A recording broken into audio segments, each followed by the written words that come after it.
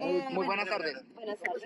Muy buenas tardes. ¿Cómo me recuerda su nombre, por Sí, favor? claro, mi nombre es Lucy López. Doña Lucy, ¿nos puede decir, por favor, si usted sabe qué es un consultorio jurídico?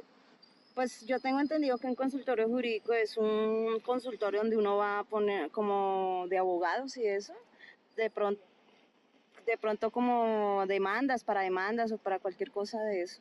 Muchísimas gracias. Vale. Muy buenas tardes. ¿Me recuerda su nombre, por favor? Laura Gómez. Doña Laura, ¿usted sabe qué es el derecho a recibir alimentos? Sí, señor. ¿Nos puede, por favor, decir usted qué sabe sobre eso? Es la obligación que tienen los padres con los hijos. Todo niño tiene derecho pues a la salud, a la vivienda, a los alimentos, que es lo que los papás tienen que consignar, ¿no? Muchísimas gracias.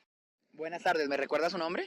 ¿Cómo tal? Soy Sebastián Gil Pinzón. Sebastián, buenas tardes. ¿Sabe usted hasta qué edad alguien puede pedir alimentos a su padre? Tengo entendido que hasta los 25 años, si como que tiene algún problema o algo así. ¿Y sabe usted cuál es el procedimiento para pedir esos alimentos? No, pues yo creo que ir al juzgado y hacer una demanda o algo así.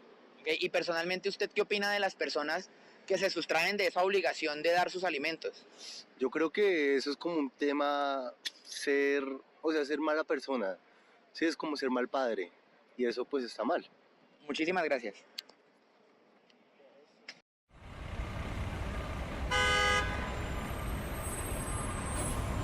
Muy buenas tardes. Nos encontramos en el Tribunal Superior de Distrito Judicial de Cundinamarca. Nos acompaña el magistrado doctor Jaime Londoño y la doctora Carolina Prieto, juez penal de adolescentes del municipio de Soacha, con función de conocimiento. ¿Qué se puede entender por el derecho de los alimentos, por el derecho a recibir alimentos?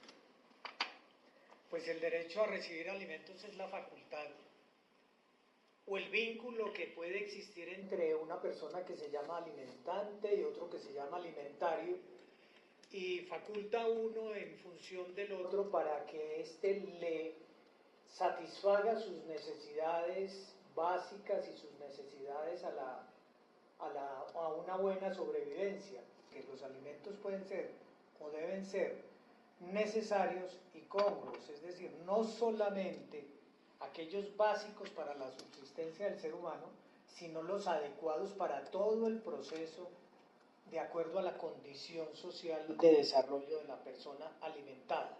Bajo este entendido, ¿una persona puede renunciar a su derecho de recibir los alimentos? De acuerdo con el artículo 424 del Código Civil, y la doctora me corregirá si no estoy en lo cierto, estos derechos son irrenunciables. Este derecho es irrenunciable. ¿Y una persona qué proceso debe o puede agotar para poder recibir esos alimentos de la parte que se los debe? Pues así se llama el proceso de alimentos.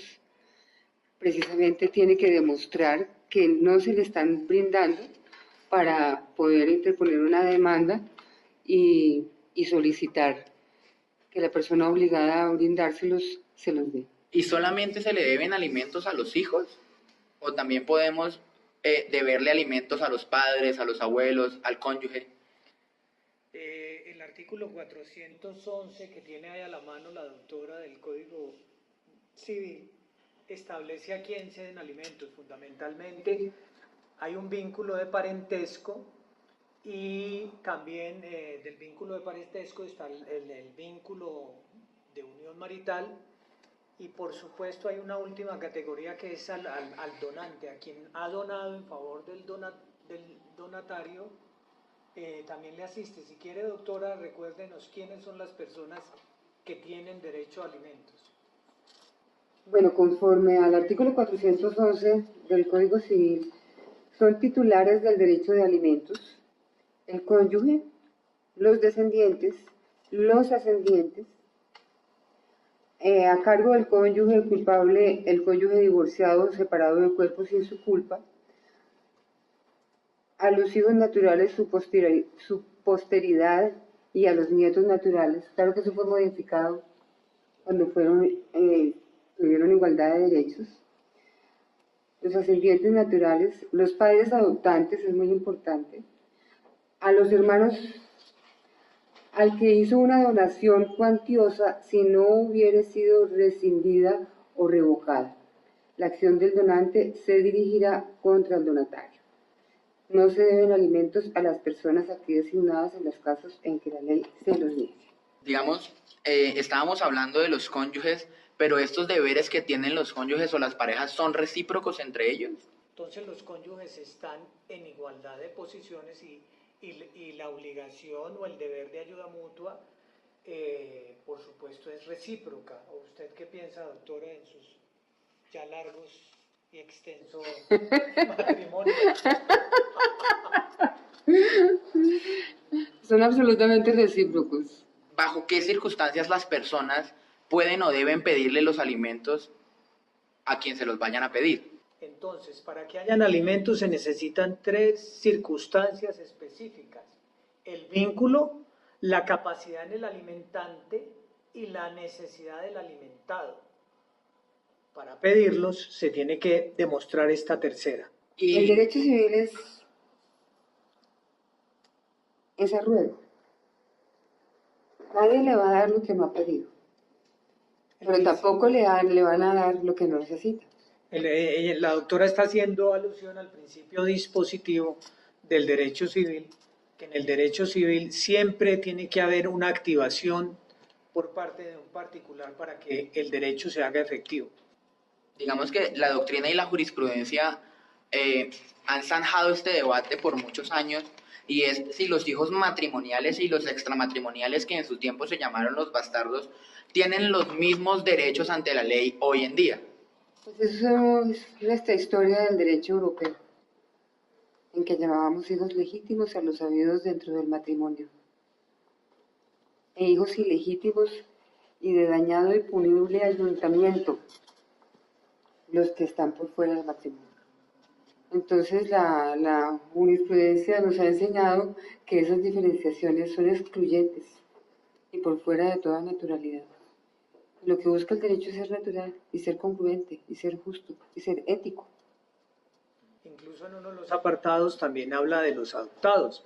Esos son igualmente hijos, los habidos dentro o fuera del matrimonio. Igualmente cuando no hay matrimonio, si son hijos de la unión marital de hecho. Y siguiendo bajo esta línea de quién se presume hijo y quién no, también veámoslo desde la otra cara de la moneda. ¿Quién se puede presumir padre para reclamarle los alimentos? Presunción de padre no existe, es el estado de ser padre. Entonces el padre, siempre que esté en estado de necesidad, puede pedirle alimentos a su hijo. ¿Y hasta qué edad se pueden pedir dichos alimentos? Pues hasta la emancipación legal, que de acuerdo con todas nuestras legislaciones son los 18 años, pero por vía jurisprudencial se han aumentado hasta que el muchacho esté, el hijo, el dependiente, esté estudiando, y se tiene un máximo de 25 o 26 años, de acuerdo con reciente jurisprudencia de la Corte Constitucional. Para que se prolongue más allá de la edad de emancipación legal, que son los 18 años, el hijo tiene que demostrar, el hijo que los está reclamando, que está estudiando con un mínimo de horas diarias, y acreditar que está en una educación formal, y así su derecho se le prolonga. Y es que cuando se tiene un hijo incapaz, eso se prolonga por el tiempo, porque así como lo dijo el doctor, solamente cuando adquieren la mayoría y su capacidad es hasta los 18 años. Si se es incapaz, si se tiene un hijo con incapacidades físicas o mentales, se prolonga por siempre. Y si en el supuesto que yo fuera padre y en algún proceso pierdo la patria potestad, también pierdo la obligación o me libero de la obligación de darle los alimentos a mi hijo. No, no se pierde, se conserva. El padre sigue siendo padre a pesar de que esté apartado de la patria potestad. Digamos, ¿el derecho a los alimentos se puede conciliar? ¿Puede el padre o quien deba los alimentos conciliar este derecho con su alimentado? Es que el derecho es un derecho irrenunciable. No es el derecho lo que se puede conciliar, es la cuota alimentaria la que se puede conciliar. En el derecho civil es dispositivo, son las partes las que vienen a pedir, y las partes son las dueñas de su derecho. Entonces, por supuesto, puede ser conciliada la cuota alimentaria, y esta prima incluso sobre la judicial, salvo que después, en un proceso de revisión de alimentos, de cuota alimentaria, se demuestre que han variado las condiciones y se y ahí sí el juez tendría que determinar una cuota superior. Recuérdenos lo que usted dijo antes, doctor, acerca de lo que comprende el derecho de alimentos y dentro de esto la cuota.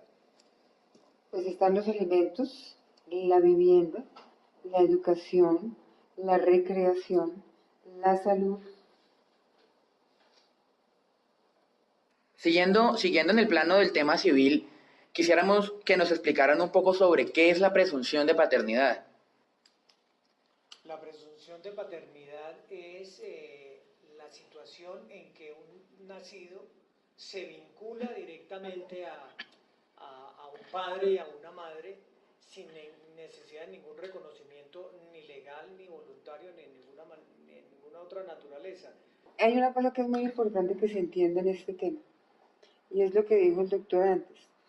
Lo primero que hay que determinar es el vínculo, porque del vínculo nace el derecho. Y cuando una persona vive con otra en una unión marital o en un matrimonio, la presunción dice que ese hijo es de él. Si eso no fuera a suceder, tiene que haber otros procesos para que impugnen esa paternidad. Pero mientras no se pruebe lo contrario, sigue siendo su hijo. ¿Qué consecuencias trae incumplir un acuerdo conciliatorio o una sentencia judicial que condene a dar los alimentos? Tiene dos consecuencias fundamentalmente. Una, que es civil, que es iniciar un proceso ejecutivo. Se inicia un proceso ejecutivo con base en el acta de conciliación o con base en la sentencia que ordenó los alimentos y alegando los que no se han pagado. Y con base en eso entonces se va a un proceso ejecutivo donde la única excepción que se vale o se tiene en cuenta es la excepción de pago. Si no viene acreditado el pago, se ejecuta a la persona y se le embargan sus bienes y de eso hay un remate y un pago de los alimentos debidos. Y la segunda consecuencia es la penal, que da paso al delito de inasistencia alimentaria y dentro de los adultos incumplidos o que no honran su obligación alimentaria, entonces tenemos el artículo 233 del Código Penal que establece el quien incumpla las obligaciones alimentarias tendrá una condena entre 16 y 54 meses de prisión y una multa del 1333 a 30 salarios mínimos legales. Y personalmente, en clave de ética, ¿ustedes qué opinan de las personas que se sustraen de ese deber de dar alimentos? Doctora, usted que es una expositora y estudiosa del tema ético. Pues es que hay una teoría que dice que uno no escoge la familia a la que llega. Hay otra teoría que dice que uno sí lo escoge, dependiendo de la creencia espiritual que usted tenga. El doctor hablaba de que es inadmisible que un hijo tenga que demandar a quien lo procreó para que le dé de comer, o para que le dé vestido, o para que le dé salud. Pero también es éticamente inaceptable que un hijo no le dé de comer a su padre o a su madre, que fueron los dadores de su vida. Entonces, desde el punto de vista ético, esto es una norma que debería ser con un tratamiento hacia la reestructuración de los valores del individuo, que tiene que tener un componente de vinculación a la sociedad y a la familia, porque se considera que la familia es el centro de la sociedad, entonces está faltando a su centro. Pero yo quisiera precisar una cosa, es que la ética, y con base en lo que dice la doctora y lo que yo dije antes, la ética tiene que ver fundamentalmente con las conductas adquiridas. Entonces de ahí estudia los comportamientos adquiridos del ser humano y como lo señalé antes, este no es un comportamiento adquirido, sino que muchas veces es de la naturaleza misma. Es decir, es algo que debería surgir espontáneamente en el hombre, tratar de socorrer a sus progenitores o tratar de proteger y de sustentar a sus parientes necesitados o mucho más a sus hijos. O sea, casi que es un comportamiento que se sale de lo ético porque es más básico. Natural. Es más básico, está en el mundo de lo natural más que en el mundo de los comportamientos adquiridos, pienso yo. Ya siendo unos expertos en el tema de alimentos en el derecho civil, queremos terminar preguntándoles qué se podría entender o qué podrían entender las personas como un consultorio jurídico de las universidades de la ciudad de Bogotá. Son centros de ayuda al ciudadano en una asesoría técnica para sus necesidades de asistencia jurídica y son además centros de formación de los estudiantes. Estudiantes de los últimos años van a prestar ese servicio social bajo la coordinación de profesores o de abogados que los orientan y los respaldan en las diferentes asesorías que tienen que dar a los usuarios o a quienes se presentan en busca de colaboración en temas jurídicos. Pues es que el consultorio jurídico es eso, esa es la esencia. ¿Quién va a solicitar alimentos? Las personas que lo necesitan. Y normalmente quien necesita no tiene para vestirse, no tiene para comer, no tiene para ir no tiene para salud, mucho menos va a tener para ir a pagar a un abogado que le vaya a hacer la tarea. Esa es la esencia de un consultorio jurídico que pueda brindar a los usuarios una asesoría correctamente elaborada.